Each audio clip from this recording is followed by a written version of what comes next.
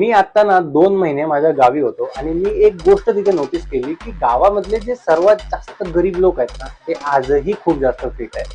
कारण सांगू याच्या मागचं. बघा, मी गावाकडे गेलो, मला जेव्हा वाटलं तेव्हा मी माझ्या आईला स्वीट बनवायला सांगितलं आणि तेव्हा मी खाल्लं, किंवा माझ्या घरातले सुद्धा त्यांना जेव्हा वाटेल तेव्हा ते स्वीट्स खातात. पण तेच अदर हँड आपण जर गरीब लोकांकडे बघितलं, जे लोक स्वीट्सला अफोर्ड सुद्धा करू शकत नाही, ते लोक खूप जास्त फिट आहे. कारण ते फक्त सणाला, जेव्हा सण असतो कुठला तरी, तेव्हाच ते स्वीट्स खातात आणि त्यांचं स्वीट कन्झम्पशन हे लिमिटमध्ये आहे, ते आपलं नाही आहे. आणि दुसऱ्या साईडला आपल्याकडे खूप जास्त वाहनं झाले, आपल्याला कुठेही जायचं असतं आपण गाडी घेऊन जातो, आपण कधी चालत नाही. पण अदर हँड गरीब लोक जे आहेत ते चालत जातात, त्यांना वाहनांची अवेलेबिलिटी नाही आहे, म्हणून ते सर्वात जास्त फिट आहे. ही गोष्ट नेहमी लक्षात ठेवा.